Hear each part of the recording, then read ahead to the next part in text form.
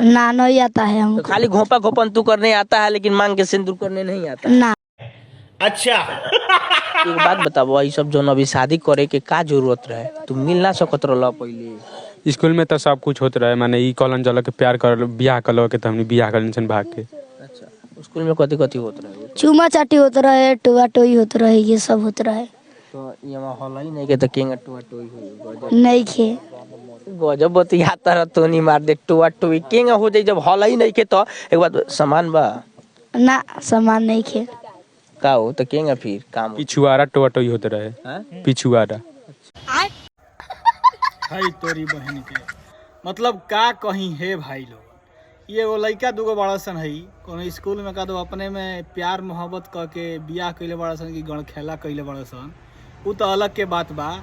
लेकिन रिपोर्टर सन के देखो वहाँ जो एरिया के सारा रिपोर्टर एक नहीं लगे पहुँच गए बड़ा सन कि कैसे तोहनी बियाह कैल लो, कैसे तोहनी के घूप घूप होता, आगे से होता कि पीछे से होता, काहे कि दोनों तो लड़का हुआ सन। अब रिपोर्टर ऐसा ऐसा हो गए बड़ा सन, कोनो न्यूजे नहीं खे मिलत। मतलब रिपोर्टिंग के या मीडिया लाइन के तो मतलब बदनाम करके रखल बड़ा सन नयका नयका यूट्यूबर सब। मतलब का बताई देखी हो सब कल खबर देखावे वाला है, पता नहीं साला का तो बियाह के बड़ा सन लड़का लड़का अपने में का तो मिडिल स्कूल से प्यार हो गई तो बियाह हो गई।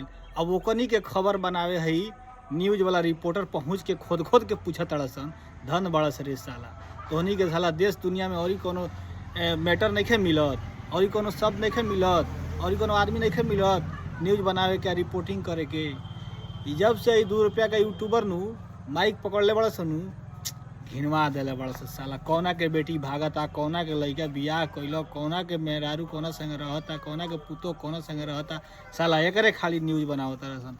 हद बड़ा सरे भाई अभियो से सुधर जा सरे साला, सही मुद्दा पर न्यूज बनाओ सन।